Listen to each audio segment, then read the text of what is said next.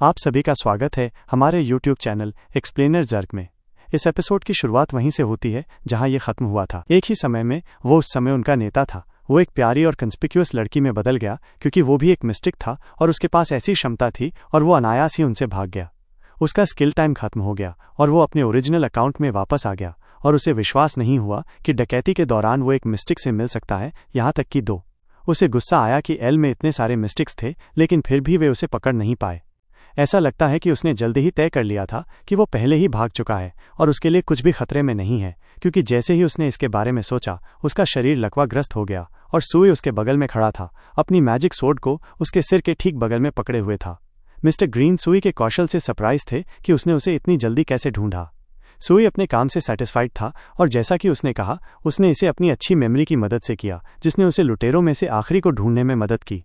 जब सुई ने अपनी रेलिक का इस्तेमाल किया जिससे वो धुंध और गैंग के सभी सदस्यों को देख सकता था, तो उसने देखा कि लोगों की कुल संख्या,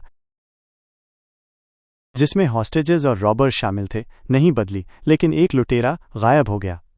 तब उसे एहसास हुआ कि उनमें से आखिरी एक मिस्टिक है और उसने हॉस्टेजेस के बीच खुद को डिस्गाइज्ड किया है, और ये डिस्गाइज सिर्फ मास्क हटाने और कपड़े बदलने से कहीं बेहतर होना चाहिए था।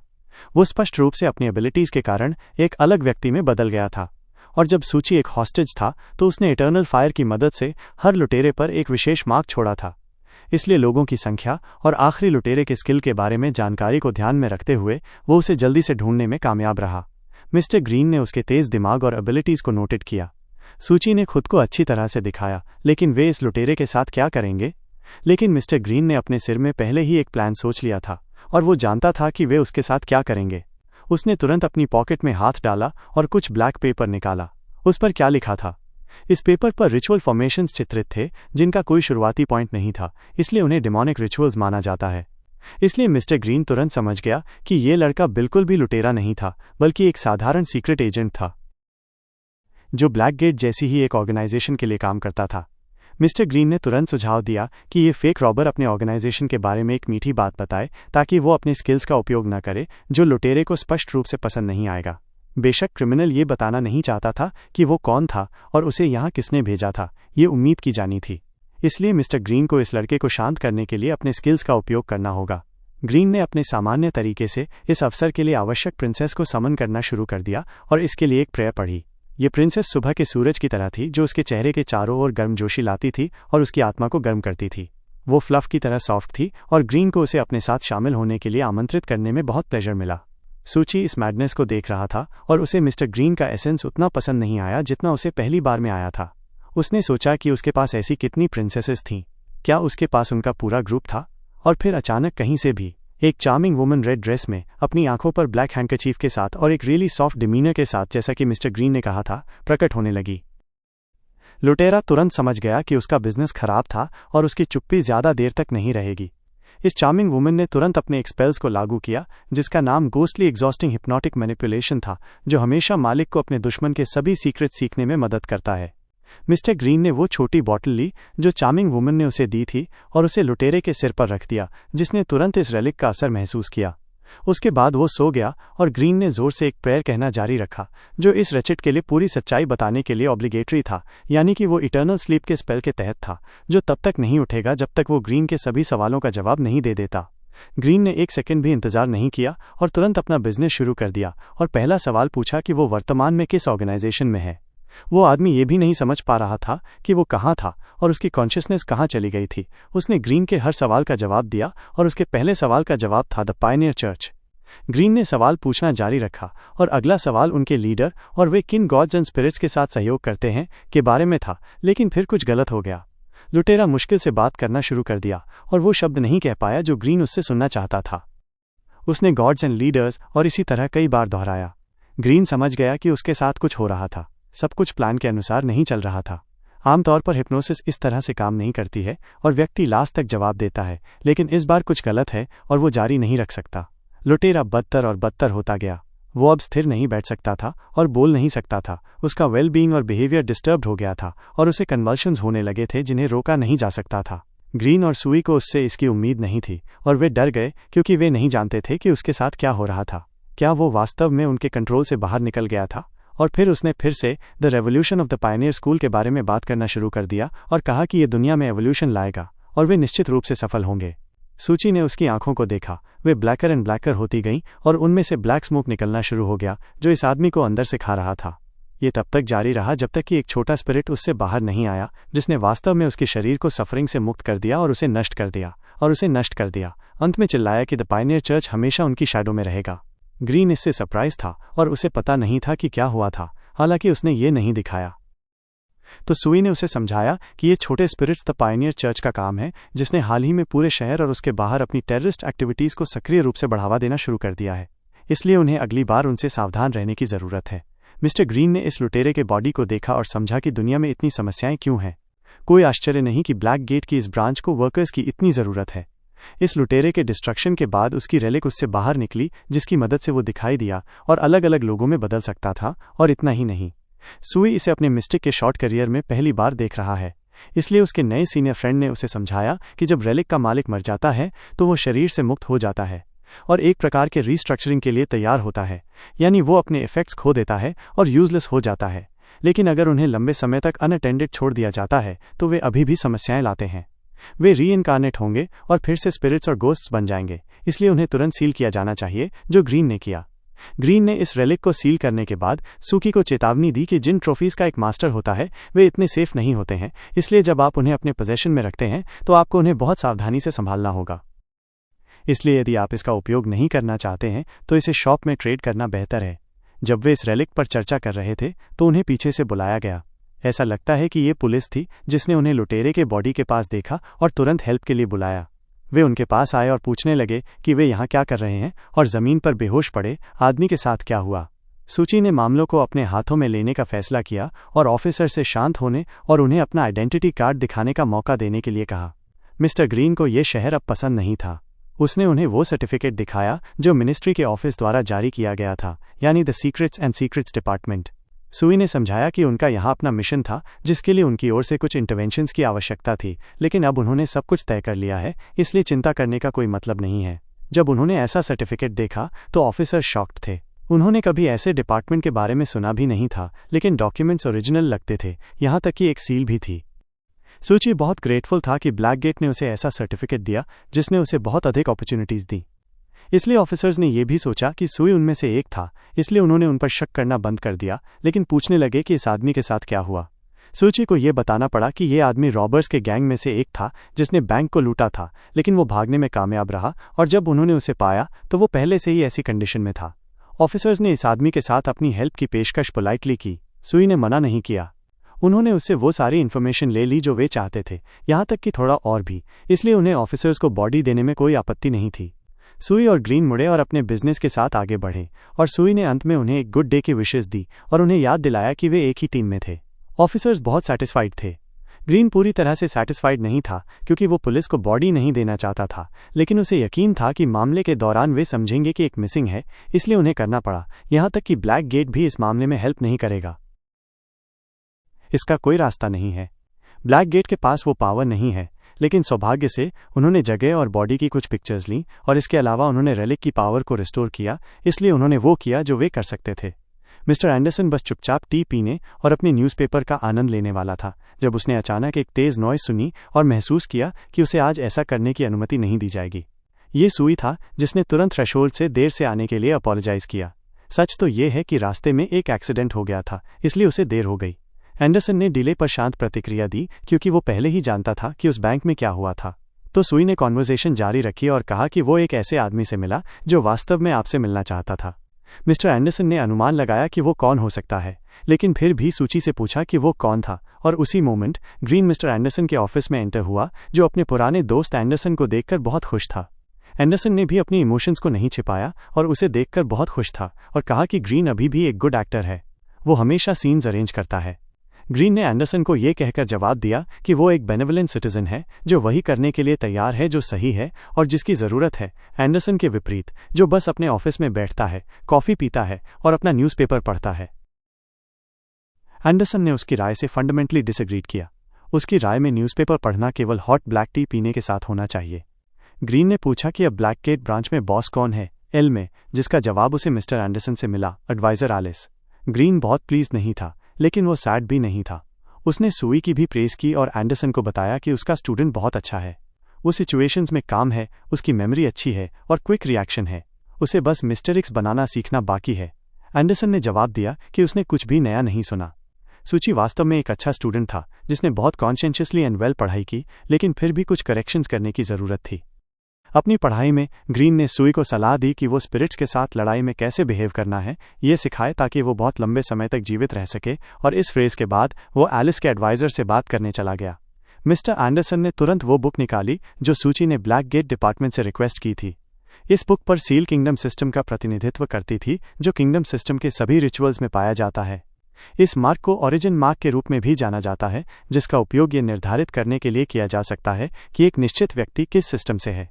ओरिजिन का साइन, या दूसरे शब्दों में रिचुअल का हार्ट, एक अविश्वसनीय पावर रखता है जिसके बिना मिस्टिसिज्म काम नहीं कर सकता है, लेकिन केवल लोगों को इसकी आवश्यकता होती है, क्योंकि स्पिरिट्स और गॉड्स को इसकी आवश्यकता नहीं होती है। उनके पास नेचर द्वारा एनर्जी होती है और वे सीधे रिचुअल को कंट्रोल कर सकते हैं। सूची बहुत सरप्राइज था जब उसने ये सारी जानकारी सुनी कि यह साइन रिचुअल के फॉर्मेशन को कंट्रोल करने का एकमात्र तरीका है। उसने इसे पहले कभी किसी बुक में नहीं देखा था। एंडरसन उससे सहमत था और उसे समझाया कि उसने पहले जो कुछ भी सिखाया था वो केवल एक इंट्रोडक्शन था, सो टू स्पीक, फेमिलियराइजेशन के लिए एक थ्योरी। उसने इसकी तुलना एक कार बनाने से की, जैसे कि सुई ने सिर्फ बॉडी बनाई थी और अब फिलिंग बनाना बाकी था। सुई ने इस तथ्य के बारे में सोचा कि बेसिक नॉलेज के साथ भी वो एक रिचुअल बनाने और उसे मैनेज करने में सक्षम था, लेकिन अगर वो और अधिक सीखता है और अपने लेवल को उच्चतम तक बढ़ाता है तो क्या वो वास्तव में टाइम ट्रैवल कर पाएगा। सुई मिस्टर एंडरसन के रूम के कॉर्नर में बैठ गया और इस बुक के हर वर्ड को ध्यान से पढ़ा, लेकिन साथ ही उसने सोचा कि वो इस मार्क के बिना इन रिचुअल्स को कैसे बना सकता है। केवल स्पिरिट्स और गॉड्स ही ऐसा कर सकते हैं और वो यहाँ है, ये कैसे पॉसिबल है। उसने सीधे मिस्टर एंडरसन से पूछने का फैसला किया कि क्या कोई एनर्जी का अरे है जो एक स्पेशल साइन के बिना एक रिचुअल के क्रिएशन को सुनिश्चित कर सकता है, और क्या यह पॉसिबल है, जिस पर मिस्टर एंडरसन ने नेगेटिवली प्रतिक्रिया दी। इस दुनिया में, जैसा कि उसने समझाया, एनर्जी के केवल दो सोर्सेज हैं, नेमली ये वही साइन ऑफ ओरिजिन और दूसरी एनर्जी स्पिरिट्स एंड गॉड्स में छिपी हुई है, कोई अन्य मेथड्स नहीं है। सुई ने इस बारे में सोचा कि क्या उसकी एनर्जी किसी ऐसी चीज से आ सकती है जो इस मिस्टिकल वर्ल्ड में अभी तक डिस्कवर नहीं हुई है, और वो इस थॉट से अधिक रिलीव्ड हो गया कि वो स्पेशल साइन के बिना रिचुअल्स को कैसे समन कर सकता है। और फिर उसके थॉट्स को एक पिक्चर से इंटरप्टेड किया गया जो उसके सिर में अपने आप दिखाई दी, और उसने एक सेकंड के लिए अपने माइंड और बॉडी पर कंट्रोल खो दिया। उसकी बुक गिर गई और वो नहीं समझा कि क्या हो रहा था। वो कुछ समय के लिए बैठ गया और एक पॉइंट पर देखा और सामान्य स्टेट में लौटने की कोशिश की, क्योंकि ये बहुत अनएक्सपेक्टेड था। मिस्टर एंडरसन उसके थॉट्स में इंटरवीन्ड हुए और उसे इस साइन और रिचुअल्स के बारे में नहीं सोचने का ऑर्डर दिया, क्योंकि वो कंट्रोल खो सकता है। सुई को ऐसा लगा कि अब सब कुछ कंट्रोल से बाहर हो जाएगा, और फिर ऐसा हुआ, और उस मोमेंट में वो नहीं समझा कि उसका बॉडी कहाँ था, और जिस पर्सन ने उसे वहां बुलाया था वो कुछ वर्ड्स कहना चाहता था, लेकिन उसे इंटरप्टेड किया गया और ऐसा करने की अनुमति नहीं दी गई। सो सुई स्टिल हियर। सुई ने इसके बारे में नहीं सोचने का फैसला किया, क्योंकि कंट्रोल खोना बहुत आसान था और ये टाइम की बर्बादी थी, इसलिए पढ़ाई पर फोकस करना बेहतर था। उसने एंडरसन को बताया कि अब ये बुक उसके लिए बहुत डिफिकल्ट है, इसे पढ़ना पहले की सभी किताबों से कहीं अधिक डिफिकल्ट है, लेकिन जैसा कि एंडरसन ने उसे समझाया, ये नॉर्मल था, इसलिए उसने उसे तुरंत लास्ट पेज पर जाने के लिए कहा। जब सुई ने बुक का लास्ट पेज खोला तो वहां एक सीलिंग रिचुअल उसका इंतजार कर रहा था, जिसने मिस्टिक को अपने सीक्रेट को वीव करने और रिचुअल इमेजेस की मदद से अपने नॉलेज को फिक्स करने में मदद की, ताकि the forces of the deep का विरोध करना आसान हो सके। एंडरसन ने उसे समझाया कि इस रिचुअल का उपयोग ट्रेनिंग के लिए किया जाता है, लेकिन रिचुअल बहुत पावरफुल है। इस सेरेमनी के कंस्ट्रक्शन के लिए कम से कम 40 एंकर्स की आवश्यकता होगी, और कुछ केसेस में 80 से भी अधिक। ये सब इस बात पर डिपेंड करता है कि इसे कौन कंडक्ट करता है। उदाहरण के लिए, एंडरसन की मोडालिटी अबिस के लेवल तक पहुंच गई है और एलिस मूव के लेवल तक पहुंच गई है।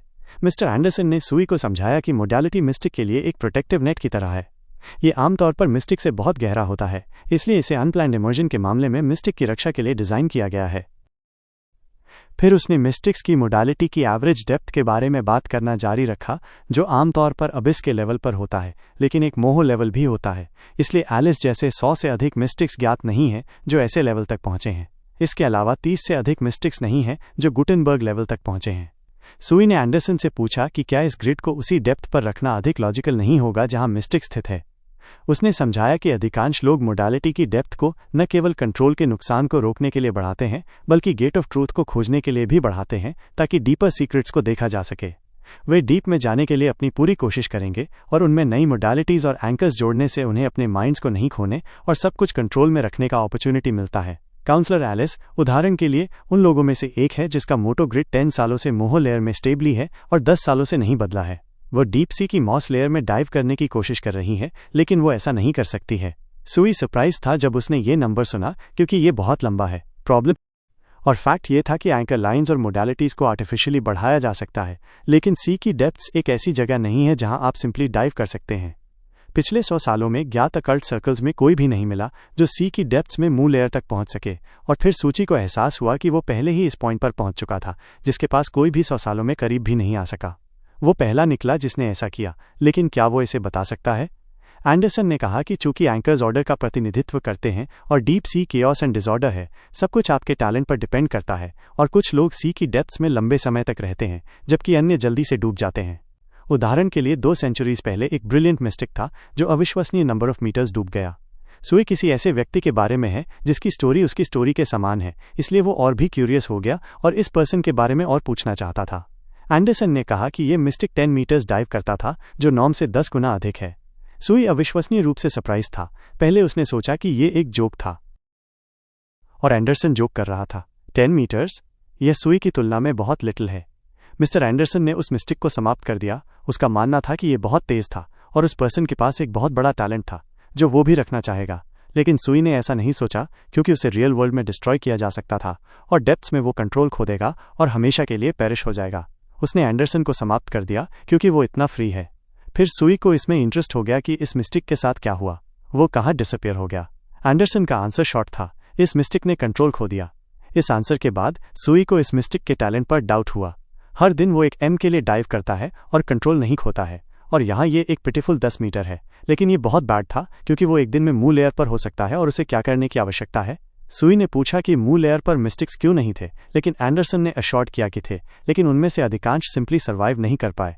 200 सालों के लिए मिस्टिक्स जो मोडालिटी से गहराई से जुड़े हुए थे और फिलोसोफर्स स्टोन का उपयोग करके लिमिट तक पहुंचने की कोशिश कर रहे थे, उन्होंने खुद को मुंह लेयर में डूबने के लिए मजबूर किया, लेकिन उनमें से अधिकांश ने एक मंथ के भीतर कंट्रोल खो दिया।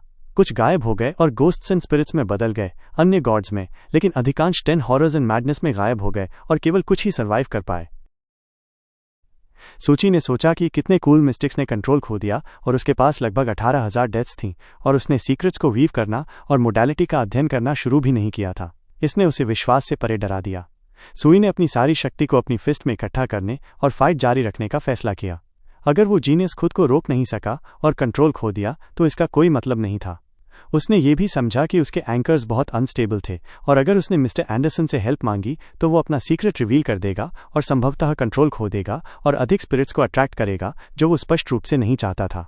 सुई चुपचाप बैठ गया और महसूस किया कि वो केवल खुद पर डिपेंड कर सकता है। उसे जल्दी से सीखने की ज़रूरत है, और वो अब जो कुछ भी कर सकता है वो अपने छोटे ऑर्गेनाइजेशन का उपयोग करके अपने एंकर्स को जितनी जल्दी हो सके इम्प्रूव करना है। एंडरसन इस मोमेंट में उसे देखा और पूछा कि क्या उसके और कोई क्वेश्चंस नहीं हैं। सुई ने बुक में कई पिक्चर्स को देखा और पूछा कि उनमें से एक का क्या मतलब है। उसकी फिंगर उस पिक्चर पर थी जो ग्रांटिंग डिविनिटी के रिचुअल को इवोक्स करती है। जैसा कि एंडरसन ने उसे समझाया था, सुई ने इस रिचुअल के बारे में उससे सवाल करना जारी रखा, और अगला सवाल था कि क्या इस रिचुअल में डिवाइन रिलीजन्स आवश्यक हैं।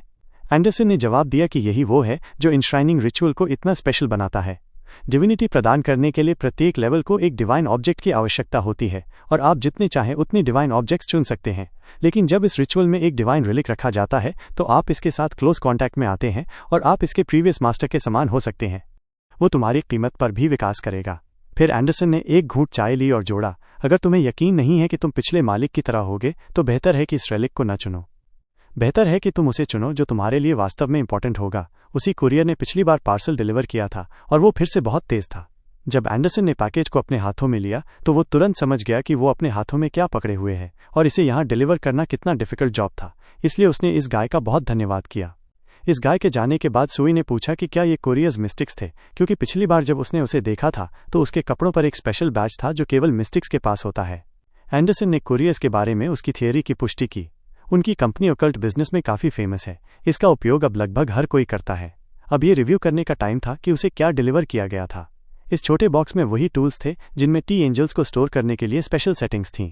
वे अंततः इसे बंद करने और इसे फिर से नहीं देखने में सक्षम होंगे। जैसे ही एंडरसन ने चेक करना समाप्त किया कि इस केज में सभी आइटम्स अपनी जगह पर थे, उसने सुई से इसे ट्रैम थिएटर में शाहरा जाड़ा के पास ले जाने के लिए कहा। उसी मोमेंट ग्रीन ने रूम में एंटर हुआ, जिसने कॉन्वर्सेशन का केवल पार्ट सुना, दुर्भाग्य से उसके लिए, और कहा कि वो सूची के साथ जाएगा और उसके साथ थिएटर जाएगा। वो लाइव एंजल ऑफ टीयर्स को देखने के लिए बहुत एंग्शियस था। फिर उसने सूची से पूछा कि क्या ये बहुत देर नहीं हुई है और वे अभी थिएटर जा सकते हैं और इन डिटेल्स को कन्वे कर सकते हैं। हालांकि ऐसा लग रहा था कि ग्रीन को अब डिटेल्स में इंटरेस्ट नहीं था, बल्कि खुद एंजल में था। एंडरसन ने ग्रीन को रोका और कहा कि उसे वहां जाने की ज़रूरत नहीं है, सुई अकेले आसानी से मैनेज कर सकता है और वो जर्नी के बाद आराम कर सकता है। लेकिन ग्रीन शांत बैठने वाला नहीं था। उसने सोचा कि उसे वहां जाना चाहिए और खुद देखना चाहिए कि ये एंजल वहां था और वो सुई को कुछ स्किल सिखा सकता था। इसलिए वो मुड़ा और सुई को अपने पीछे बुलाया। सुई ग्रीन के पीछे गया और एंडरसन ने सोचा कि ग्रीन को आज इस थिएटर में एक बहुत ही अनप्लेजेंट सरप्राइज मिलने वाली है, क्योंकि शहारा वहां थी। लेकिन एंडरसन ने उसे रोकने की कोशिश की। ये अब उसकी प्रॉब्लम्स हैं। थिएटर के रास्ते में ग्रीन ने ब्लैक गेट क्लब में शामिल होने से पहले उसके और मिस्टर एंडरसन के बारे में स्टोरीज सुनाई। एंडरसन ने पंक के रूप में ड्रेस किया और रॉक कहा और वे उस टाइम पार्टनर्स थे, इसलिए उसके लिए एंडरसन को इतना सीरियस देखना थोड़ा अजीब है। ग्रीन ने कहा कि जब उन्होंने ब्रुकलिन में पढ़ाई की तो उन्होंने अपना ग्रुप बनाया और एक अंडरग्राउंड बार में परफॉर्म किया। वे गोल्डन टाइम्स थे। सुई इन सभी स्टोरीज को मिस्टर एंडरसन के बारे में सुनकर अविश्वसनीय रूप से सरप्राइज्ड था। निश्चित रूप से ये वो आदमी था जो अब अपने ऑफिस में अखबार पढ़ रहा है और केवल ब्लैक टी पी रहा है। लेकिन ग्रीन को इस एंडरसन के अलावा कोई अन्य एंडरसन नहीं पता था, इसलिए उसने इस इन्फॉर्मेशन की पुष्टि की और सूची से एक काउंटर क्वेश्चन पूछा। उसने कलेक्टर या रिसीवर बनने की योजना बनाई थी। सुई इस सवाल से थोड़ा स्टन था, क्योंकि वो अभी भी इन दो कॉन्सेप्ट्स के बीच फंडामेंटल डिफरेंस को नहीं समझ पाया था। लेकिन वो जानता था कि उनके पास रिचुअल का एक पूरी तरह से डिफरेंट फॉर्म है जिसे स्टडी करने की आवश्यकता है। जो लोग रिसेप्शन का प्रैक्टिस करते हैं उनके मिस्टिक्स का ध्यान स्पिरिट्स एंड गोस्ट्स और गॉड्स पर अधिक केंद्रित होता है। उनके अधिकांश रिचुअल स्पिरिट्स की इन्वेस्टिगेट एंड रिसीव करने के लिए सर्व करते हैं। कलेक्टर्स का ध्यान बदले में लोगों के साथ कम्युनिकेशन और उनके साथ कॉन्टैक्ट पर रखा जाता है। उदाहरण के लिए एंडरसन एक बहुत अच्छा कलेक्टर है। उसकी ऑक्शंस बहुत पैसा लाती हैं और ये कलेक्टर्स के लिए सबसे इंपॉर्टेंट चीज़ है। सुई को वही ऑक्शन याद आया जब वे मिस्टर एंडरसन से मिले थे। तब उसने वहां बहुत प्रॉफिटेबली बेचा था, इसलिए निश्चित रूप से उसने कुछ भी नहीं से बहुत पैसा कमाया। उनकी कॉन्वर्सेशंस के दौरान टाइम इम्परसेप्टिबली गुजर गया और कुछ मिनट्स बाद वे पहले ही उसी ट्रेम थिएटर के पास खड़े थे और ग्रीन ने वहां चीज़ें कैसे चल रही थीं ये देखने के लिए रुकने की पेशकश की। ग्रीन ने थिएटर का दूर खोलने की कोशिश की, लेकिन नहीं कर सका। फिर उसे एहसास हुआ कि एंट्रेंस को सील्ड कर दिया गया था और उसने पहले ही सील कहीं देखा था। मुझे आश्चर्य है कि ये किसने किया, शायद सुई। लेकिन सुई अभी तक ऐसे रिचुअल्स करने के लिए एक अच्छा मिस्टिक नहीं था, so it was not him. सुई ये कहने वाला था कि अंदर कौन था, लेकिन उसे इंटरप्ट कर दिया गया। अंदर से आवाज़ आई जो जी ग्रीन के लिए पेनफुली फेमिलियर थी। क्या ये सच में वो है? लेकिन दुर्भाग्य से ग्रीन के लिए उसके डर सच हो गए। वहां सच में शहरजादा पीछे थी, जो सच में उसके साथ एक नई स्टॉक करना चाहती थी और उसे हेल में भेजना चाहती थी। वो उसे देखकर बहुत खुश थी। शहरजादा ने तुरंत योगी पर आरोप लगाना शुरू कर दिया कि उसने बर्लिन छोड़ दिया और उसे गुड बाय भी नहीं कहा, हेल्प करने का तो जिक्र ही नहीं। ग्रीन ने बेशक ये सब डिनाइड किया और उससे कहा कि वो इसे न बनाए, सब कुछ गलत था। ऐसा लगता है कि शहारा एक जोक के लिए एंग्री नहीं हुई और उस टाइम उसने उससे अपनी स्ट्यूपिड एक्सप्लोजन टैक्टिक्स का उपयोग नहीं करने के लिए कहा, जिसकी वजह से उसकी आर्म टूट गई थी। लेकिन बेशक उसने उसकी बात नहीं सुनी और इसका उपयोग किया, लेकिन उसे नहीं पता था कि ऐसा होगा। ग्रीन ने सोचा कि सब कुछ ठीक, केवल एक चीज़ हो सकता है। अब शहरजादा की 2 कॉपीज यहां दिखाई देंगी और उसके लिए एक के साथ भी सर्वाइव करना डिफिकल्ट था। जैसे ही शराडा ने पास्ट एंड फ्यूचर से अपने क्लोन्स को समन किया, वो तुरंत बालकनी से कूद गई और ग्रीन की ओर भी दौड़ी। उसे ऐसा लगता है कि भाग जाना बेहतर है, क्योंकि वो स्पष्ट रूप से उसे ग्रीट नहीं करना चाहती थी। ग्रीन एक स्टोन की तरह फ्रीज हो गया और नहीं जानता था कि क्या करना था, क्योंकि उसे यहाँ शहरजादा को देखने की उम्मीद नहीं थी और वो ऐसी टर्न ऑफ इवेंट्स के लिए तैयार नहीं था। और मिस्टर एंडरसन ने उसे वार्न करने की कोशिश की, लेकिन उसने उसे नहीं सुना, सो उसे वही मिला जो उसके पास था। सूची इसे बहुत ध्यान से देख रहा था और इसे देखने में बहुत इंटरेस्टेड था। वो शहर के स्किल के इस स्टेज से भी इम्प्रेस्ड था। ये क्लोन्स उसके समान हैं। ग्रीन ने अभी भी बात करने और शराडा से कांटेक्ट करने की कोशिश की, लेकिन ऐसा लगता है कि न तो वो और न ही उसकी सिस्टर्स कुछ भी सुनना चाहते थे। उसने उसे यह बताने की कोशिश भी की कि वो उसकी हैंड के ट्रीटमेंट के लिए पे करेगा, बस उसे शांत हो जाने दें और उसे टच न करें। उसके ट्रीटमेंट के लिए पे करने के उसके वेरी चार्लस ऑफर के जवाब में उसने जवाब दिया कि वो खुशी से उसकी एक हैंड काट देगी, फिर शायद वो शांत हो जाएगी और उसे टच नहीं करेगी। लेकिन ये निश्चित नहीं था। उसने ये भी नहीं सुनना चाहा कि उसने आगे क्या कहा और बस उसे मारना चाहती थी, जबकि वो चिल्लाया कि वे इतने सालों से कॉलीग्स थे और अब वो उसे न्यू कमर सुई के सामने एम्बैरेस करेगी। बेशक शहाडा से बात करना एक मिस्टेक है, वो अब उससे बात नहीं करेगी। यही वजह है कि उसकी सिस्टर्स में से एक, namely the one who took his leg from the past and started holding her, उसे ये भी नहीं पता था कि उसने उसे किस बात से ऑफेंड किया था, लेकिन वो भी उस मोमेंट में उससे नफरत करती थी। जब वो डिस्ट्रैक्टेड था तो रियल एंड प्रेजेंट शहरज़ादा पहले ही एक इनक्रेडिबली स्ट्रॉन्ग ब्लो के साथ उस पर उड़ रही थी। ब्लो बहुत स्ट्रॉन्ग था, ऐसा लगता है कि उसने अपने कई दांत खो दिए। ऐसे ब्लो से रिकवर करना डिफ़िकल्ट होगा। शहरज़ादा की दूसरी सिस्टर, जो फ्यूचर से काफ़ी काम थी और उसे पकड़े हुए थी ताकि वो न गिरे, और उस मोमेंट में वो चिल्लाया कि आप किसी पर्सन के फेस पर हिट नहीं कर सकते हैं और उसके पास बिल्कुल भी प्रोफेशनल एथिक्स नहीं है। वो लंबे टाइम तक नहीं बोला क्योंकि बेशक उसने उसकी बात नहीं सुनी और उसे अगला ब्लो दिया जो इस टाइम फेस पर नहीं था लेकिन कम पेनफुल नहीं था। सुई ने किसी तरह मिस्टर ग्रीन की हेल्प करने और शहादा को शांत करने की कोशिश की। उसने उनसे कहा कि वे इतने इम्पल्सिव न हों और उसकी बात सुने, लेकिन शहजादा ने उसे एक क्लियर आंसर दिया कि उसे भी कहीं घूमने जाना चाहिए क्योंकि अब उसे ब्लोज का अपना शेयर मिलेगा। जब शहादा सुई से बात कर रही थी तो मिस्टर ग्रीन ने सिर्फ वहां पड़े रहने और उसके पूरी तरह से पिटने तक इंतजार नहीं करने का फैसला किया। उसने सही चीज करने का फैसला किया और सुई को ये देखना बहुत इंटरेस्टिंग था। मिस्टर ग्रीन सिंड्रेला को समन करने से बेहतर कुछ नहीं सोच सका। जब वो प्रार्थना कर रहा था तो उसने कहा कि वो कितनी ब्यूटीफुल और एलिगेंट है और दुनिया की सबसे अच्छी वुमेन है और उसे थोड़ा फास्टर बाहर निकलने दे। शहादा के लिए फॉग दिखाई दिया जिसमें वो मुश्किल से कुछ भी देख सकती थी। ये किस तरह का फॉग था और ये कहाँ से आया? कुछ मिनट्स बाद ये फॉग गायब हो गया और मिस्टर ग्रीन का कुछ भी नहीं बचा। वो शहरज़ादा के फेमिलियर मैनर में भाग गया। सुची ने कहा कि उसने ऐसा अपनी ऐश की मदद से किया, लेकिन शहरज़ादा ने उसे अभी भी कहीं भी जाने की अनुमति नहीं दी।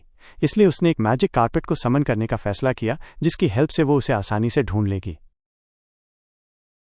वो जहां भी भागना चाहता था वो फिर भी उसे ढूंढ लेगी और उसके पैरों को तोड़ देगी। वो अपनी एक सिस्टर को अपने साथ ले गई और वे दोनों मिस्टर ग्रीन को खोजने और उसके पैरों को तोड़ने के लिए उड़ गए ताकि वो अब और न भागे।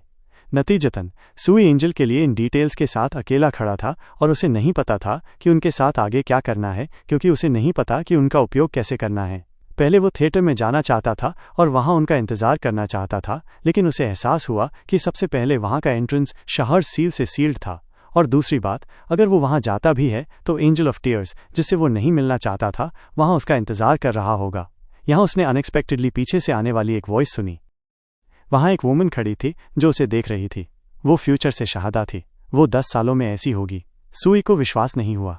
उसने खुद को फ्यूचर से समन किया। ये बस अनबिलीवेबल है, लेकिन क्या हुआ? तुम उसके साथ क्यों नहीं उड़ी? उसने उसे समझाया कि 10 मिस्टिक से निपटने के लिए 2 शरादास काफ़ी हैं, लेकिन यहाँ केवल एक सुई है। उसने मिस्टर ग्रीन के प्रति सहानुभूति व्यक्त की। तुम उसे अब एंड नहीं कर सकते। उसका वास्तव में शिकार किया गया था। फ्यूचर से शहादा एक और कारण से यहाँ रही। वो वास्तव में सुई से बात करना चाहती थी, क्योंकि उसके लिए उसे जिंदा देखना ऐसी नॉस्टैल्जिया है। उसने पहले ही सोचा था कि वो उसे फिर कभी नहीं देख पाएगी। सुई बेवजह स्कैर्ड था। वो 10 सालों में मर जाएगा। ये कैसे पॉसिबल है? इसका रीज़न क्या होगा? सुई पागल हो गया और उस पर येलिंग करने लगा और उससे बेग्ड करने लगा कि वो उसे बताए कि ये कैसे हुआ और वो इतनी कम एज में क्यों मर गया, लेकिन उसने उसे क्लियर कर दिया कि वो उसे नहीं बता सकती। उसे इसके बारे में वरी करने की ज़रूरत नहीं है। हो सकता है कि वो गलत हो और सुई अभी भी जिंदा हो, लेकिन उसकी राय में ये पहले ही हो चुका है और आप इसके बारे में कुछ नहीं कर सकते। ये सब बहुत कंफ्यूजिंग है। उसने उसे समझाया कि वो इंडिपेंडेंटली अपने फ्यूचर को निर्धारित करता है, न कि वो। उसके फ्यूचर के बारे में उसके आइडियाज़ वही हो सकते हैं, लेकिन वे सुई के जीवन के अनुरूप नहीं होंगे। सो उसे वैसा ही जीना चाहिए जैसा वो सोचता है और किसी की बात नहीं सुननी चाहिए, अदरवाइज चीज़ें बैड होंगी। फ्यूचर से शहरज़ादा सुचीज़ क्वेश्चंस का और जवाब नहीं देना चाहती थी, इसलिए उसने उसे और खुद को याद दिलाया कि उसे ग्रीन का पीछा करने के लिए समन किया गया था, जो वो अब करेगी। और जब वो ऐसा कर रही थी तो वो सुई को फाइनल गिफ्ट के रूप में एक लिटिल हिंट दे सकती थी कि थिएटर का दूर कैसे खोलें, लेकिन उसके डिसअपीयरेंस से पहले उसने केवल यही कहा कि कोई भी गॉड्स रेलिक परफेक्ट नहीं है और हर एक के अपने न्यूएंसेस होते हैं, जिसके बाद वो सुई के एक भी वर्ड कहने से पहले गायब हो गई। उसके थॉट्स केवल इस बारे में थे कि 10 सालों में क्या होगा और उसे क्या एक्सपेक्ट करना चाहिए, लेकिन उसके पास पूछने का टाइम नहीं था क्योंकि वो बहुत जल्दी गायब हो गई थी। और सोचा कि उसे इस थिएटर तक पहुंचना चाहिए और देखना चाहिए कि क्या मास ट्रैप ने कोई क्लूज नहीं छोड़े हैं। जब तक कि मिस्टर ग्रीन और शहरज़ादा वापस नहीं आते हैं, क्योंकि वो अपनी ऑर्गेनाइजेशन को फिर से पता लगने की अनुमति नहीं दे सकता था, लेकिन उसे नहीं पता था कि ऐसा कैसे करना है। सुई ने अपने सिर में शराडा के शब्दों को कई बार बोला कि हर रेलिक में वीक पॉइंट्स होते हैं, तो इसमें भी हैं, और फिर उसे याद आया कि इस सील को अली बाबा कहा जाएगा। उसने अपना हैंड इस सील के एक पार्ट पर रखने का फैसला किया और फ्रेज सेसमी ओपन कहा, जिसके बाद सील के 3 पार्ट्स एक साथ गायब हो गए, लेकिन दूर कभी नहीं खुला। 2 घंटे बीत गए। सुई ने कई बार और कोशिश की। सील्स गायब हो गए, लेकिन फिर वे एक अलग जगह पर दिखाई दिए और ये लगातार ऐसा ही था। उसने हर एक पर अपना हैंड रखने की कोशिश की और फिर भी इस दूर को खोलने की कोशिश की, लेकिन वो ऐसा नहीं कर सका, इसलिए उसने शहरज़ादा का इंतज़ार करने का फैसला किया। वो स्टेयर्स पर बैठ गया और सोचा कि ये छोटे सील्स एक दूसरे से कैसे कनेक्टेड हो सकते हैं। उन्हें कम से कम किसी तरह से एक दूसरे के साथ इंटरेक्ट करना चाहिए। और फिर उसे ये बात सूझी कि अगर वास्तव में एक रेगुलरिटी है जो उन्हें जोड़ती है, तो शायद यही सोल्यूशन की है। सुई फिर से उठा और इस दूर को फिर से खोलने की कोशिश करने का फैसला किया। सबसे पहले उसने इन सील्स को 1 से 5 तक नंबर से, जैसा कि सूची ने सोचा था, इन सील्स के बीच कनेक्शन की एक रेगुलरिटी थी और वो इस प्रकार थी। अगर चौथा सील गायब हो जाता है तो दूसरा और पहला दिखाई देता है, अगर तीसरा तो केवल पहला दिखाई देता है। दूसरे शब्दों में, एसिमेट्री शहजादा के इस कैसल में चीज थी। उसके सिर में सभी धागे बांधने के बाद ये उसके लिए क्लियर हो गया कि पहला सील तीसरे और चौथे को बांधता है, दूसरा सील चौथे और पांचवें को बांधता है और तीसरा केवल पहले को बांधता है, और एक चेन में इसी तरह। इजी कैलकुलेशंस के साथ सू ने दूर खोलने का ऑर्डर निर्धारित किया। सबसे पहले उसे नंबर 1 सील खोलना था, फिर दूसरे सील के बाद नंबर 4 सील का पालन करना था, फिर पहला और तीसरा फिर से, और फिर पांचवा। ये काम करना चाहिए और दूर खोलना चाहिए। इन कैलकुलेशंस के बाद वो बिजनेस में लग गया और जैसा कि उसने प्लान बनाया था वैसा ही किया और एक्सपेक्टेड मिरेकल हुआ। सेसामी अभी भी खुल गया और सुई अंदर एंटर हो सका। सुई अपने काम और अपने ब्रेन के काम से सैटिस्फाइड था, क्योंकि इन सील्स के सीक्वेंस को तोड़ना उतना डिफिकल्ट नहीं था जितना उसे पहली नज़र में लगा था। एंडरसन ने उसे थिएटर जाने से पहले वार्न किया था कि एंजल को शहरज़ादा द्वारा सील्ड किया गया था और उसे एक स्पेशल कंटेनमेंट डिवाइस में रखे जाने का इंतजार था, लेकिन सुई को अभी भी रेडी रहना था। सो उसने अपनी मैजिक सोर्ड निकाली और जितना हो सके उतना केयरफुली बिहेव किया। वो पहले ही आधा कॉरिडोर चल चुका था और उसे कोई क्लू नहीं मिला कि ये एंजल कहाँ हो सकता है। हर जगह खाली था। क्या उसने उसे स्टेज पर या किसी अन्य जगह पर सील कर दिया था? सुई इस थिएटर के मिडिल में काफ़ी डीप तक गया और उसने फ्लोर पर कैनवस जैसी कोई चीज़ देखी। ये एक फैब्रिक था जिस पर स्पेल्स प्रिंटेड थे और ये फैब्रिक उसे काफ़ी फेमिलियर लगा। क्या ये शहरज़ादास फैब्रिक था? उसने इस फैब्रिक को अपने हाथों में लिया और उसे एक बहुत ही बैड फीलिंग हुई जो दूर नहीं हुई, लेकिन ये बिल्कुल सही था, क्योंकि उसके पीछे लाइटनिंग की तरह वही टीयर एंजल दिखाई दिया जिसे वो इतने लॉन्ग टाइम से खोज रहा था। लेकिन वो सूची को देखकर स्पष्ट रूप से खुश नहीं था और पहले ही सुई पर अटैक करना शुरू कर दिया था। कुछ भी सस्पेक्ट न करते हुए सुई ने इस क्लॉथ की केयरफुली जांच करना जारी रखा, जिस पर उसने रून्स देखे जो उसे कुछ याद दिलाते थे, लेकिन वो याद नहीं कर सका कि ये क्या हो सकता है।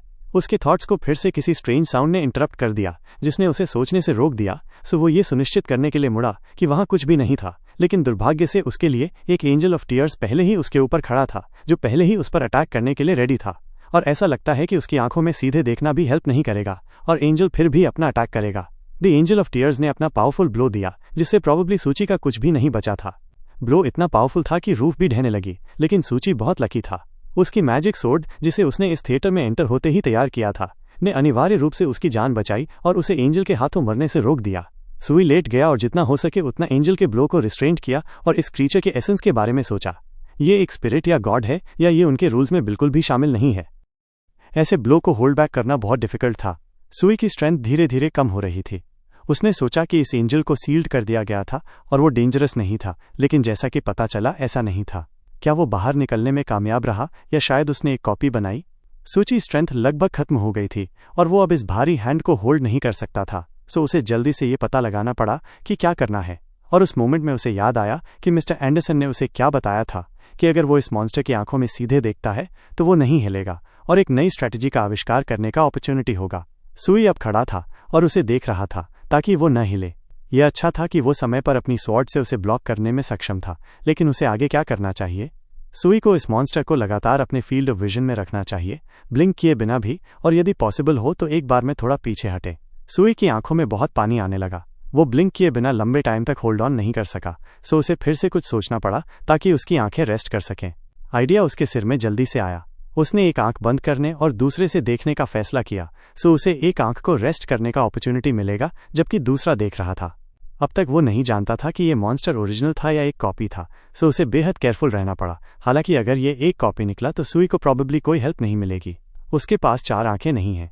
सुई ने एक्शन लेने का फैसला किया क्योंकि वो हमेशा के लिए ऐसे नहीं बैठ सकता था। सो उसका आइज आइडिया एक डॉल को समन करना था और उसे मॉन्स्टर को देखने के लिए कहना था, जबकि वो भाग गया। बेशक वो बिना किसी प्रॉब्लम्स के डॉल को समन करने में कामयाब रहा। उसने तुरंत इसे मॉन्स्टर के सामने रखा और उसे सीधे उसकी आंखों में देखने के लिए मजबूर किया। सुई ने अपने प्लान की सभी कंडीशंस को पूरा किया। उसने डॉल को मॉन्स्टर के ठीक सामने समन और प्लेस किया, सो ये जितनी जल्दी हो सके भागने का टाइम था और उम्मीद थी कि ये काम करेगा, लेकिन मॉन्स्टर इतना स्टूपिड नहीं था और इस प्रोवोकेशन के आगे नहीं झुका। सो इसने जल्दी से सूची इस डॉल को डिस्ट्रॉय कर दिया और तुरंत उसके पीछे उड़ गया। सूची को एहसास हुआ कि उसकी पपेट ने काम नहीं किया, सो उसने इस तथ्य से इस्तीफा दे दिया कि ये उसके एग्जिस्टेंस का अंत होगा। द एंजल ऑफ टीयर्स ने पहले ही एक ब्लो दिया था जो सूची के लिए लास्ट होना चाहिए था, लेकिन उसकी लक ने उसे आज नहीं छोड़ा और उसे बचा लिया गया। ये शहाराज़ाड़ा थी जिसने उसे अपने मैजिक रग से बचाया, और अगर वो 1 सेकंड बाद भी पहुंचती तो सुई की केवल एक मेमोरी बची होती। वो एंग्री थी कि उसने ऐसा बिहेव किया और एंट्रेंस पर उसकी सील को भी तोड़ दिया और चला गया। ईवाई को थिएटर में जाने की अनुमति नहीं दी जाएगी। सुई ने सब कुछ समझाने की कोशिश की, लेकिन उसने उसे रोका और कहा कि वे इसके बारे में बाद में बात करेंगे और अब उसे इस एंजल को हराने में उसकी हेल्प करनी चाहिए। अब वे दोनों एक साथ एंजल को देख रहे थे और साथ ही उस प्लान पर डिस्कशन कर रहे थे जिसके द्वारा वे उसे सील करेंगे। सो पहली चीज जो शहर को याद आई वो स्पेशल इक्विपमेंट थी जो उन्हें मिस्टर ग्रीन के साथ लाना था। सुई ने कहा कि ये उसके राइट तरफ कहीं होना चाहिए। उसने सूची को उसे ध्यान से देखने का ऑर्डर दिया जबकि उसने कोशिश की। उसे पकड़ो। उसने मैजिक नीडल्स का एक बॉक्स निकाला जो उसे एक स्टोन स्टैचू के रूप में रखेगा, यहाँ तक कि जब उसे देखा जा रहा था उसने उन्हें अपने हाथों में लिया और इन नीडल्स के लिए मैजिक वर्ड्स बोलना शुरू कर दिया। सो वे एक दूसरे के साथ कंबाइन होने लगे और रियल वेपन्स का रूप लेने लगे। फिर शहारा ने इन नीडल्स को एंजल के हर तरफ रखा, जिसने एक बड़ा सील बनाया जिसने पहले ही काम करना शुरू कर दिया था और मॉन्स्टर को हिलने से रोक दिया था। शहाराज़ाड़ा ने ज्यादा टाइम तक इंतजार नहीं किया और इस मॉन्स्टर को सीलिंग करने का रिचुअल करना शुरू कर दिया। ये बहुत डिफिकल्ट था, लेकिन वो एक स्ट्रॉन्ग मिस्टिक है, सो सब कुछ ठीक हो जाना चाहिए। द एंजल ऑफ टीयर्स ने इस रिचुअल से बाहर निकलने और शहाराज़ाड़ा को जो उसने शुरू किया था उसे खत्म करने से रोकने की कोशिश की, लेकिन वो कभी भी ऐसा करने में कामयाब नहीं हुआ क्योंकि शहाराज़ाड़ा उसके स्पेल के आगे नहीं झुकी और तुरंत उसे एक मैजिक क्यूब में एक ऑर्डिनरी रेलिक के रूप में अंदर सील कर दिया। इस मॉन्स्टर से फाइनली छुटकारा पाने की रिलीफ के साथ उसके तुरंत बाद सूची ने मास्टर शहार से पूछना शुरू कर दिया कि क्या उसने पहले एंजल ऑफ टीयर्स को सील नहीं किया था और वो कैसे फ्री हो सकता है, जिसका उसे भी आंसर नहीं पता था। उसे यकीन था कि वो तब तक फ्री नहीं हो सकता जब तक कि कोई उसे ऐसा करने में हेल्प नहीं करता। सुई शॉक्ड था जब उसने शहाराज़ाड़ा से ऐसा असम्पशन सुना। क्या कोई सच में उसे फ्री कर सकता है?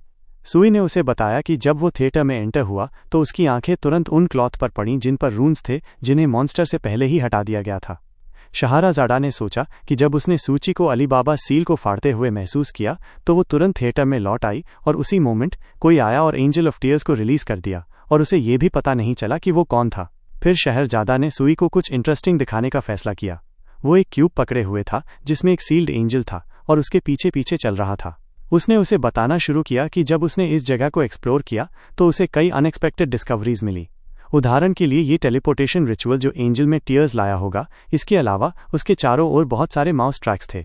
सुई ने तुरंत देखा कि इस रिचुअल रिंग में ओरिजिन का मार्क नहीं था और ये एक डिमोनिक रिचुअल था। क्या पायनियर चर्च ने ऐसा किया हो सकता है? लेकिन शहरजादा ने उसे अश्योर किया कि वे नहीं थे। खासकर इसके लिए उसने एक प्राइवेट डिटेक्टिव को काम पर रखा था ताकि उस वुमन की जांच की जा सके जिसने एंजल ऑफ डेथ को समन किया था। इस रिचुअल के साथ उसने कर्स के लिए इस साइट को डिस्कवर किया जो काफी डार्क एंड स्कैरी लग रहा था। जैसा कि शहाड़ा ने कहा, इस साइट पर केवल एक फील्ड था जहां आप अपना नेम लिख सकते थे और फिर साइट ऑटोमेटिकली उन सभी पॉसिबल रिचुअल्स को इशू करती थी जिनका उपयोग किसी स्पेसिफिक पर्सन को कर्स करने के लिए किया जा सकता था। उसने ये भी पता लगाया कि लोकल स्लैंडरर्स का एक ग्रुप इस साइट के पीछे था। सुई नहीं समझा कि वो किसके बारे में बात कर रही थी, सो उसने उससे उनके बारे में और डिटेल्स में समझाने के लिए कहा। जैसा कि शहरजादा ने उसे समझाया, उनके पास स्पिरिचुअल सेशंस आयोजित करने की पावर थी। उन्हें केवल एक पर्सन के नेम और डेट ऑफ बर्थ की आवश्यकता थी, बाकी सब कुछ उन्होंने इंडिपेंडेंटली किया। उनके रिचुअल्स के बाद एक पर्सन बहुत बैड फील करने लगता था, उसे कोई इनक्यूरेबल डिजीज हो सकती थी या यहाँ तक कि मर भी सकता था। कहा जाता है कि ये ग्रुप गॉड्स ऑफ मिजरी से संबंधित है और इस तथ्य में कुछ भी अनयूजुअल नहीं है कि वे उसकी वर्शिप करते हैं, लेकिन प्रॉब्लम यह है कि उन्हें उससे इनॉर्मस पावर मिली है और अब वे इस दुनिया में स्पिरिट्स एंड गोस्ट को समन कर रहे हैं। जल्द ही सुई ने सोचा कि अगर ये स्लैंडरर्स एक अनऑफिशियल ऑर्गेनाइजेशन है तो इन साइट्स को पब्लिक एक्सेस से सिंपली क्यों नहीं हटाया जाता। लेकिन जहां तक शराड़ा खुद समझ गई, इन लोगों को तब तक टच नहीं किया जाता जब तक कि कुछ होता नहीं है। तभी सीक्रेट सर्विसेज उनकी जांच करना शुरू कर देते हैं। आमतौर पर ब्लैक गेट्स के पास इस तरह की पेटी साइट्स के लिए टाइम नहीं होता है, लेकिन इस टाइम ये सब बदल गया क्योंकि उन्होंने एंजल ऑफ टीयर को लाउड में समन किया और रूल्स को तोड़ा। वे बाहर गए और फाइनली रिलीफ की सांस ले सकते हैं क्योंकि उन्होंने एंजल से डील किया है। अब police and the secret service मामले को एंड तक लाने के लिए यहाँ आएंगे। सूची अपने काम से सैटिस्फाइड था और अब वो फाइनली घर जा सकता है और कुछ टाइम के लिए रेस्ट कर सकता है। जब वे शहर की सड़कों पर चल रहे थे तो शहरज़ादा ने सूची को बताया कि अगले वीक वे एंजल ऑफ टीयर्स के इशू से एक साथ डील करेंगे और पता लगाएंगे कि उन्हें ये कहाँ से मिला। लेकिन सुई अगले वीक नहीं आ सकता था क्योंकि उसे मिस्टर एंडरसन का असाइनमेंट पायनियर्स को खोजने के लिए करना था। लेकिन शहाडा ने सुई को हिंट दिया कि वो इस केस को ग्रीन को ट्रांसफर कर सकता है क्योंकि उसे अभी अभी पोजीशन पर अपॉइंट किया गया था। शहरज़ादा ने curse of blood and skin जैसे कुछ स्ट्रेंज वर्ड्स बोले। सूची नहीं समझा कि उसे इसकी क्यों जरूरत थी। इस बीच ग्रीन एंडरसन के पास खड़ा था और उस पर ब्लेम लगा रहा था कि उसने उसे शहरज़ादा के बारे में वॉर्न क्यों नहीं किया, लेकिन उसने कोशिश की थी। सुई पहले ही एक हार्ड डे के बाद घर पहुंच चुका था और तुरंत सोने चला गया और अपनी डाइव जारी रखी। उसकी डेप्थ पहले ही लगभग 19,000 m थी, मुंह लेयर तक केवल 1,000 m बाकी था। सुई ने एंकर से आने वाले अपने थ्रेड्स को देखा और थोड़ा वरीड हो गया। उसके पास केवल 3 थिक थ्रेड्स थे जो माउस ट्रैप, द 9-हेडेड एंड द स्पाइडर से संबंधित थे।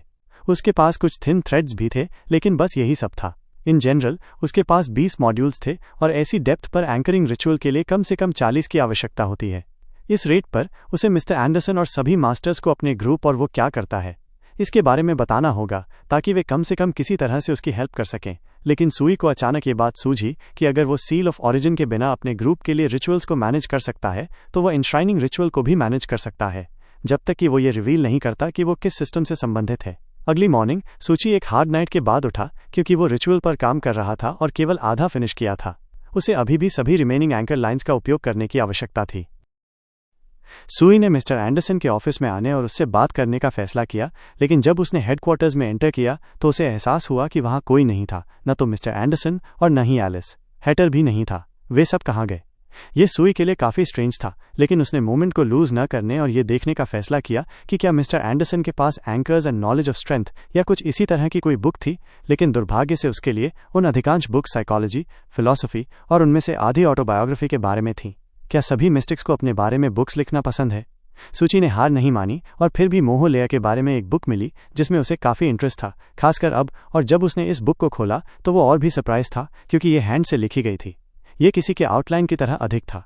सुई सोफा पर बैठ गया, अपने थॉट्स को इकट्ठा किया और बुक को केयरफुली रीड करना शुरू कर दिया। कुछ 100 सालों पहले ईस्ट में ट्रेजर्स थे जिनमें बहुत सारे नॉलेज और ऐसी थे। हालांकि कुछ लोग वापस आए और कंट्रोल से बाहर हो गए। प्रॉब्लम बहुत सीरियस नहीं थी और उन्होंने सोचा कि उन्हें और अधिक मिला। ऐसा लगता है कि सुई को न तो एक बुक मिली और न ही सिनॉप्सिस। ये किसी का बहुत पुराना डायरी था जिसे एक बहुत ओल्ड मिस्टिक द्वारा रखा गया था, जिसमें सुई को इसे पढ़ते टाइम कुछ भी समझ नहीं आया।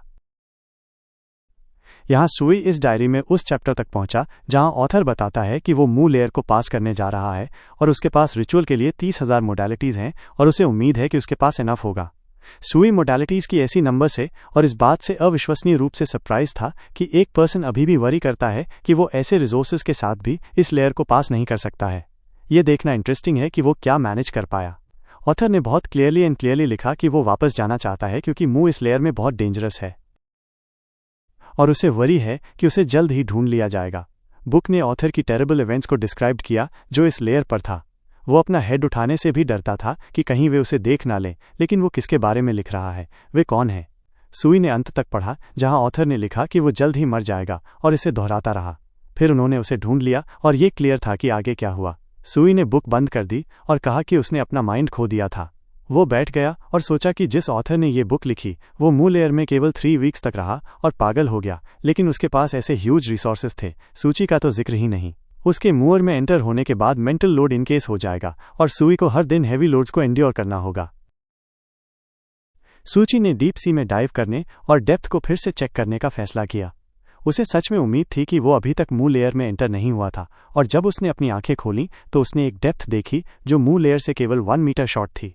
वो नहीं समझा कि क्या हो रहा था और ये कैसे पॉसिबल है। आफ्टरनून में सुई स्कूल गया और अपने साथ एक अम्ब्रेला भी ले गया, लेकिन जब वो बाहर गया तो उसने देखा कि वेदर कितना वंडरफुल था और तुरंत मीका को एक लायर के रूप में रियलाइज किया, क्योंकि उसने प्रॉमिस किया था कि रेन गॉडेस आज निश्चित रूप से अपनी पावर दिखाएगी।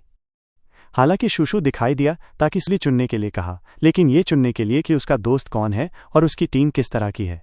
सूची ने पहली टीम को चुना क्योंकि उसे हमेशा डिज़ाइन पसंद था, सो उसने सीयूज के शोल्डर से अपना हैंड ड्रॉप कर दिया।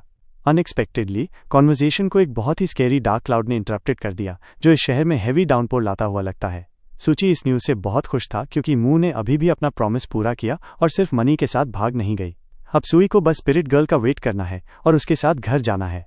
सुई डाउनपोर के दौरान स्कूल के बाहर खड़ा था और सोच रहा था कि रेन सही टाइम पर रुक गई थी, और जब मिको ने कहा क्या वो भी मिस्टिकल वर्ल्ड का एक पर्सन थी, उसके थॉट्स को फिर से शुशु ने इंटरप्टेड किया, जो एक गार्बेज बैग में खड़ा था। डाउनपोर से खुद को बचाने के लिए उसका ब्रेन बस यही सोच सकता था, लेकिन सुई की शुशु के साथ कहीं भी जाने की कोई प्लान नहीं थी। वो स्पिरिट गर्ल का वेट कर रहा था जिसे मिनट टू मिनट यहाँ आना था, सो उसने दोस्त को जितना हो सके उतना इंट्रोड्यूस किया, लेकिन अंत में वो बस चला गया। सुई चिल्लाया कि वो बहुत बदल गया है और उसके सीक्रेट्स आ गए हैं। सुई रेन में चल रहा था और सोचा कि उसके पास वास्तव में सीक्रेट्स थे, लेकिन अगर उसने सी युशु को ये सीक्रेट्स बताए तो वो शायद ही उससे आगे बात करेगा, सो चुप रहना और एक नॉर्मल पर्सन की तरह बिहेव करना बेहतर था। सुई ने शुशु को उसकी बात का जवाब देने के लिए मुड़ा कि वो कितना स्ट्रेंज हो गया है, और अनएक्सपेक्टेडली उसने वही गर्ल देखी जिसका वो इतने लॉन्ग टाइम से वेट कर रहा था। वो भी सुई का वेट कर रही थी। उसके पास इस वार्म समर रेन में उसके साथ घर जाने की एक इनक्रेडिबल डिजायर थी, लेकिन ये दोस्त जो दूर नहीं जाना चाहता था उसने उसे रोका। सुई ने अपनी वॉइस को थोड़ा उठाया और उसे प्रॉमिस किया कि अगर उसने एक और वर्ड कहा तो वो उसका हेड फाड़ देगा। ऐसा युशु ने इसे क्लियरली समझा और चला गया। जैसे ही वो कुछ मीटर्स दूर चला गया, गर्ल की स्पिरिट पहले ही सुई के पीछे थी और उसके कान में विस्पर किया कि वो उसे देखती और सुनती है। सुई ने ये उम्मीद नहीं की थी कि वो इतनी जल्दी उसके पास आएगी, लेकिन उसके पास एक क्लियर टास्क था जिसे वो फाइनली पूरा करना चाहता था, और इसे एक टेरेबल ड्रीम की तरह भूल जाना चाहता था जिसे उसने हर टाइम इतनी हार्ड एंड्योर किया था। उसे उम्मीद थी कि ये लास्ट टाइम होगा। ऐसा लगता है कि उसने सुईस की बेट ले ली है और अब डिसाइसिव मोमेंट ये है कि क्या वो उसका फॉलो करेगी या नहीं, लेकिन उसने उसके पास आने की हिम्मत नहीं की। फिर उसने अपने एक्टिंग स्किल्स का उपयोग करने का फैसला किया। कुछ सेकंड्स बाद वो पहले ही सूची के बगल में खड़ी थी और उसका हैंड पकड़े हुए थी और बहुत सैटिस्फाइड थी। वो ऐसी चीज का बस ड्रीम देख सकती थी। उनकी वॉक शुरू हुई और सूची वरीड था कि अगर वो इस टाइम सफल नहीं होता है तो कोई और अटेम्प्ट्स नहीं होंगे, क्योंकि उसके पास फिर से रेन करने के लिए मनी नहीं था। सुई को उसकी विशेस को जितना हो सके उतना पूरा करने के लिए उसे जितना हो सके उतना प्रिटेंड करना था कि वो उसे नहीं देखता है, सो वॉक का इफेक्ट बेहतर होगा। लेकिन इसे कंट्रोल करना बहुत डिफिकल्ट था, क्योंकि कभी कभी उसने सोचा कि वो वास्तव में एक गर्ल के साथ रेन में चल रहा था। यहाँ तक कि ये स्पेशल एटमॉस्फेयर भी जिसने उन्हें कवर्ड किया जब वे एक अम्ब्रेला के नीचे चले। सूची के लिए चलना बहुत डिफिकल्ट होगा, लेकिन उसे इसे इंड्योर करना होगा क्योंकि कोई सेकंड चांस नहीं होगा। उसने ये भी सोचा कि अगर ये किसी तरह की रोमांटिक मूवी होती तो वे किस भी कर सकते थे, लेकिन ये अच्छा है कि ये वो नहीं है। लेकिन ये सुई के सोचने से कहीं ज्यादा इजी था। वे स्कूल से केवल एक शॉर्ट डिस्टेंस पर थे। कैसे स्पिरिट से गर्ल राख में बदल गई और कैसे वो उसके सामने ओरी होना शुरू हो गई, ऑफकोर्स हैप्पीनेस से, क्योंकि वो उसके लिए जो कुछ भी किया उसके लिए बहुत ग्रेटफुल थी। सुई भी अपने काम से सेटिस्फाइड था क्योंकि उसे फाइनली स्पिरिट से छुटकारा मिल गया, और यहाँ तक कि उसे बुद्धा में भी बदल दिया। इससे बेहतर क्या हो सकता है। लेकिन बस इतना ही नहीं, गर्ल ने अपने पीछे एक रेलिक छोड़ दिया है जो पहली नज़र में सूट पर बहुत एक्सपेंसिव नहीं लग रहा था, सो इसे सेल करना और कुछ पाना प्रॉबेबली इम्पॉसिबल है, सो उसने इसे अपने लिए रखने का फैसला किया। जब ये उसके हैंड में गिर गया तो इसका name the divine soul of youth जैसा लगा, सो सुई ने उसके लिए इसकी यूजफुलनेस पर डाउट करना शुरू कर दिया और एक बार फिर इसे एक चाइनीज एंटीक शॉप में सेल करने के बारे में सोचा। जब वो इस प्रॉब्लम को हल करने के सबसे अच्छे तरीके के बारे में सोच रहा था तो स्पाइक्स वाला ये ब्रेसलेट अनएक्सपेक्टेडली उसके हाथों से कहीं गायब हो गया। वो कहाँ जा सकता था। लेकिन फिर उसे सब कुछ समझ में आ गया जब उसने मिरर में अपना रिफ्लेक्शन देखा। ये ब्रेसलेट उसकी सोल में पेनिट्रेटेड हो गया और लगता है कि हमेशा के लिए उसके साथ रहेगा। उसने इसे अपने हेड से हटाने की कितनी भी कोशिश की, वो नहीं कर सका, लेकिन फिर वो रुक गया और देखा कि कैसे उसके एंकर थ्रेड्स इस स्पाइक ब्रेसलेट में टैंगल्ड हो गए। उनके साथ क्या हुआ? फिर ब्रेसलेट ने इन लाइंस को पूरी तरह से कट कर दिया और उनमें से कुछ भी नहीं बचा। इस ब्रेसलेट की पावर ये है कि ये एंकर लाइंस को कट करता है। फिर सुई के साथ कुछ होना शुरू हो गया। वो नहीं समझा कि क्या हो रहा था, क्योंकि उसका बॉडी काम करना बंद कर रहा था। वो इसे फील नहीं कर सकता था, और फिर उसका हार्ट उससे गिर गया और पानी में गिर गया। ये डीप सी में बिल्कुल एग्जैक्टली डूबने लगा और कुछ वॉइस ने उसके कान में विस्पर किया कि उसका हार्ट पानी में होना चाहिए, क्योंकि वहाँ बहुत अधिक नॉलेज एंड अपॉर्चुनिटीज हैं। इतनी अच्छी चीजें हैं कि वो कल्पना भी नहीं कर सकता है।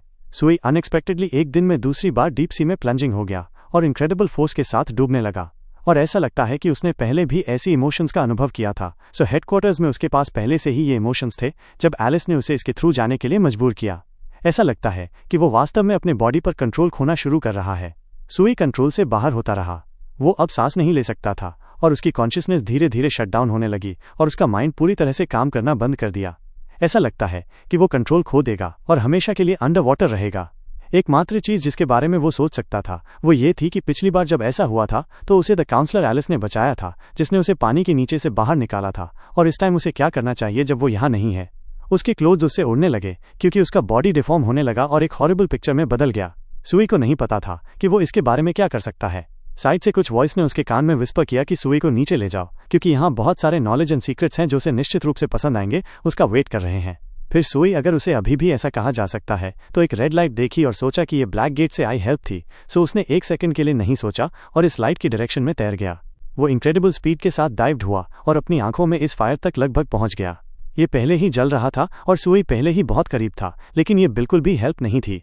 ये एक ह्यूज ऑक्टोपस था जिसकी कई 1000 आंखें थीं और टेंटिकल्स की समान नंबर थी, जिसने सुई को उसके पास बुलाया और इस मॉन्स्टर द्वारा उपयोग किया गया बेट मांस का एक ऑर्डिनरी पीस था जिसे उसने अपने टेंटिकल्स में रखा था। सूची वास्तव में अपने हाथों में मांस के इस red and very bright piece को होल्ड करना चाहता था और ऐसा लगता है कि किसी ने उसे टेंटिकल्स के साथ इसे काटकर ऐसा अपॉर्चुनिटी दिया।